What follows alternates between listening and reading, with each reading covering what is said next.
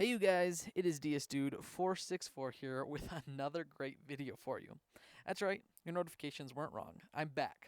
I know it's been quite some time, over a year in fact, since I've uploaded a video. I've been extremely busy with work, school, and having a second kid very recently. But I do believe I'm in a place where I can start making videos again, so here I am. I'll be doing my best to post a new video every week or so, but I can't make any promises at this point as I am still in school and I do have a newborn that I'm dealing with. But I am going to be trying my best. Now, I do have a few videos coming soon about upcoming games I'm extremely excited about, such as Disintegration, Marvel Avengers, and Jedi Fallen Order, but I thought it would be best for my first return video to cover the full 1.0 release of Hunt Showdown. That's right, Hunt Showdown, the game that started my channel, is officially leaving early access and being fully released. And with this full release comes quite a few changes. In the words of Hunt's community manager, it is a completely different game from when it first entered early access.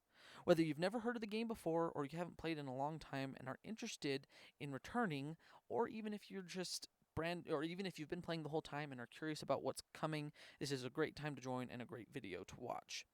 In this video, I'll be covering all of the new features coming, or that have come in this case, to Hunt Showdown with its 1.0 release. And there is quite a bit, so buckle up and prepare for a crazy ride. Also keep in mind, these patch notes are actually so long that I'm going to be splitting this up into 3 separate videos, one for each part of the patch notes that they have made. In addition to that, I may be summarizing and in some case even leaving out full sections that aren't as important in this video, but don't worry, I will be adding a link to each of the patch notes down in the description below, so be sure to check that out for the full detailed information. Also, another thing to keep in mind, I was going to have my own footage of the new changes, but unfortunately I have the game on Xbox, and the 1.0 release for Xbox was actually pushed back to mid-September, so I'm simply going to be displaying the change log notes on the screen, since that's what I'll be going over for you, and in the background I'll have some captured footage of just the game that I have captured over time. So, first up, let's talk about the first thing they talk about, which is the new UI, which is a complete overhaul from the early access, and it looks completely new. They've added a new lobby screen, a unified hub where players can invite friends, choose contracts, and customize mission parameters. A really cool thing is that invited players are displayed with their selected hunters, so you can see the whole team right there in front of you. And the players will return to the lobby after each game, so it's a lot easier to join up afterwards instead of having to try and invite the person every single time you're wanting to play. They updated the Bloodline screen to help better understand the progression gates, such as the training mode and hunter tiers, and the progress of daily and weekly challenges is now displayed in a much cleaner way, as well as improves the statistics and a better overview of the upcoming unlocks. The roster screen has been reworked. Our focus here has been on the user experience, ensuring the process of managing your hunters is as quick and painless as possible. And there are a few quality of life improvements that have been made in all areas of the menu to give players full control over what to equip, as well as the ability to arrange items into the correct slots with ease. They have re-envisioned the shop screen.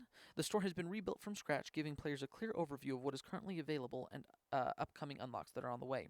Base weaponry will be continued to unlock via the Bloodline rank, but their variants are actually now unlocked via a player-driven progression in the new Book of Weapons, which I'll be going over in a little bit. Additional filter options and a search feature have been added, PC only, to allow players to quickly search for their weapon of choice. Improved weapon statistics give players the full overview of their arsenal, compare weapons, and choose the right gear for their missions. Leaderboards have been improved. They've also integrated full controller support for faster menu navigation, which I cannot tell you how needed that was. On Xbox, it is ridiculous using your controller and trying to go through the menus. The different tabs can be navigated using the shoulder and trigger buttons, respectively. Many important interactions can now be completed using the D-pad and buttons on the controller, and the cursor navigation using the analog stick has been improved, making it a lot smoother and easier to control, as well as to access tooltips. And the summary screen has been given a cleanup, allowing for a much better overview of how the player did in the missions and the rewards that have been earned. So that's pretty exciting. This is an update to the UI version 2.0, it says, and they wanted to greatly improve the usability and user experience in the menus of Hunt. Over time, we have added new features and will continue to add more, so we want to ensure that you are not overloaded or overwhelmed by these features. The new UI allows us to be more flexible as well as creating proper framework for future development. So that's pretty awesome. A new UI is very much needed, in my opinion, especially on Xbox. That will be very much appreciated. Now we're going to move on. We're going to kind of be trying to move as quickly as possible. So now we're going to talk about the new teams of 3. Bounty Hunt now features the option to play with teams of 3 or trios in addition to the existing solo and duo teams. Increased the players per match from 10 to 12 players max. There is an opt-out checkbox option available in the lobby screen for those that do not want to queue against trios. But they have added an underdog bonus that will increase the value of captured bounty tokens as a reward for completing against larger teams. A solo hunter playing against duos will receive an additional 100 per bounty. A solo hunter playing against trios will receive an additional 200 bounty per token. And a duo team playing against trios will receive an additional 75 per bounty token. Duos will not receive a bonus against solos, and teams of 3 will never receive a bonus at all. So that's a nice way to give the incentive to still play against trios. Team of 3 will only be available through friend invite for the initial release. They do plan to add the option to queue with random players in the future. But the rule of 2 still does remain in place. Ammo boxes, health supplies, looting, and the bounties still only have the option to be interacted with by a max of 2 different players. The additional coordination needed to play as a team of 3 is an intentional design choice to balance them effectively against solo and duo. This will also prevent teams of 3 from acquiring a higher amount of bounty for a mission that is possible for smaller teams. On the other hand, you now have to be mindful that there could be a third hunter protecting the bounty carries. Approach with caution. And then in the developer note, they just go over the fact that this was one of the most requested features during their time in early access, and that they believe adding 12 players will help the teams of 3 be more seamless, and then also the rule of 2 they felt like was the perfect way to balance the fact that you can now play against teams of 3. Personally, I think this is going to be awesome. I am usually mainly a solo player because I don't like playing with randoms, and I don't have any friends or siblings that like this game very much. So I think it'll be exciting, a new exciting challenge to have the trios in there. Now, let's talk about legendary content. Legendary content is a set of purely cosmetic weapon and hunter variations that give players the extra element of customization and personalization with their loadouts. However, players can only ever own one of each legendary piece at a time, with the exception of found contraband equipment. Players can earn blood bonds, that will allow you to permanently unlock legendary weapons and hunters for recruitment. Blood bonds can be earned by either playing the game or by purchasing blood bonds packs to unlock the preferred legendary content if you wish to unlock them immediately. So that is, you did hear that right, blood bonds, which I'll be going over a little bit further. I can't remember if it's in this video or the next, but they are a paid currency in the game. They are a new addition. Some people aren't very happy about it, but I currently believe that it's going to be fine. It's not going to affect the game too drastically. It's mainly for customization and a few in-game things that really won't affect the gameplay that much, which once again I'll be going over in a little bit or in the next video. We have added a massive 33 legendary weapons, giving you an awesome collection to choose from. Complementing these legendary weapons, players can now unlock unique legendary hunters, each a legend of the Bayou in their own right. Legendary hunters do not have traits or equipment, and once unlocked can be recruited to your roster for half a devil, which is $333 each. Some people are pretty upset about this, and there have been a lot of outcry in the community, both on Reddit and the Steam forums. It sounds like a lot of people are saying that they don't think it's fair that they're so expensive and they're completely blank and you have to add new things to them. So who knows, we may see some changes to that in the future. We may see where they are also given randomized loadouts like the regular hunters that you recruit. We'll see. I'll keep you guys updated on that. But as of right now, you do hire them completely as a blank slate. Prestiging will be another way of unlocking legendary content, with players unlocking a random weapon or hunter at certain prestige levels, which is awesome because before prestiging, there were a few, bonuses that you could get from it, but not anything super great, and now they've added a lot more options. In addition to this, there are also 5 exclusive legendary unlocks at prestigious levels 5, 10, 25, 50, and 100. Those are set legendaries that you unlock. Like at 100, you get a Winfield repeater rifle that's, I believe, called the Centennial. It's pretty cool. It has like 100 engraved all over, just to kind of show that you've prestiged that many times. It's pretty cool. I do want to read the developer note here. Legendary content is a massive extension to the game, unlocking previously unused potential when it comes to the customization and personalization of your hunters. We are delighted with the addition of legendary content as it gives us a chance to show a level of uniqueness and love for detail that has thus far been unseen in Hunt. By making it so that players can simply pay to unlock, we hope that we've created a fair and acceptable way of implementing premium cosmetics. Additionally, by rewarding players with random legendary unlocks at certain prestige levels, we are able to deliver on the promise we have been making throughout early access of having prestige rewards. In my opinion, that's awesome. I do agree that in this case, I do not think that premium cosmetics is a bad thing. I think that they've done an amazing job on this game, and they do deserve more money, essentially. I think that this is awesome.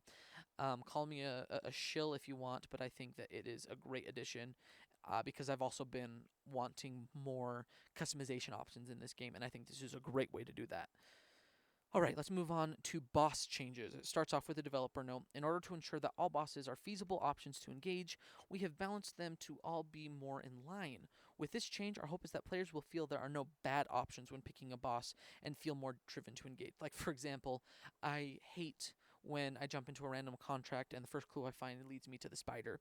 I always want to fight the butcher right now on Xbox because the spider is so hard to hit because he's just moving all the time. I feel like when I fight the butcher, I can usually take him out in like 5 minutes, whereas when I'm fighting the spider, it takes me 8 to 10 minutes, depending, just because he's running all over the place, regardless of what weapon I have. So all bosses now have a frenzy mode during the encounter, similar to the recent change to the butcher in 6.0. So the spider boss changes. Adjustments made to the attack timing of the spider to make it far more aggressive, which is awesome. Spider jump attacks can now be interrupted when the spider is mid-air, also awesome. Added a bump knockback effect in instances where the spider will run into a player. That's interesting. Frenzy mode. It's a 15-second duration. Damage reduced by half while in a frenzy. Cannot be interrupted, and during a frenzy, the spider will chase its target and bite. So that's super cool. It makes it uh, far more dangerous to engage the spider. And, while I prefer fighting the butcher, the spider is definitely the easier one to fight. He's not hard to kill by any means, it just takes a long time. And so now the assassin boss changes has a lot more going on than the spider. Increase the damage done by the assassin's ranged attack when it directly hits its target. The bug screen effect caused by the assassin will now affect the player if they are too close to the assassin when it disappears. Improvements made to the assassin's clone movement to prevent it from encountering issues when turning around corners. Reduce the damage required to interrupt the assassin's attack. The assassin can no longer be interrupted by fire patches. Initial explosions from lanterns and fire bombs will still interrupt the assassin as normal, though. The assassin can no longer be interrupted when attacking a player that is suffering from the bug screen effect. Further improvements made to prevent issues from occurring when the assassin dies, and then it also has a frenzy mode. It will now last for about 15 seconds and will continue to spawn new clones during this time. If the assassin causes damage to a player, the phase will end early, damage reduced by half, and clones will appear as normal but may emerge from more obscure positions. Another developer note, as well as making changes to the spider to make her more engaging and aggressive, we have carried over the frenzy mode feature of the butcher to the other two bosses. This change in behavior that is shown as you progress through the fight should make engagements far more interesting. And then there are just a few butcher boss changes which also help bring it in line with the other two. The butcher's health has been adjusted to be more in line with other bosses. Increase the amount of damage required to trigger the frenzy. The butcher's pig head will now fall off earlier in the fight. Improvements made to the butcher's target selection. The butcher was switching targets too often, making him more unpredictable than he should be. Locking onto specific targets should be a lot more reliable and readable. There are also some pretty massive changes to gun behavior that is listed here. There's quite a bit of it, such as the Sparks rifle having a slower projectile speed, but it's offset by having body shots do more damage. They have also made the Dolch an endgame weapon that now requires special ammo to compensate for how powerful it is. And in addition to that, they're moving it back up to 510 instead of 5.5, since it is now special ammo. I'm not going to be going over the other changes and the more specific gun changes, as I already have quite a long video here. It looks like it's going on 15 minutes right about now. So, like I said, I have the patch notes down in the description below. So definitely make sure you check that out for the rest of the gun changes and anything else I might have left out in the patch notes. But that is going to wrap up our first video for the series. I should be uploading the second two videos at the same time as this, so you should be able to jump right into the next one. I will have it linked here in the video and as well down in the description below, so be sure to jump right into it, and I'll see you guys in the next one.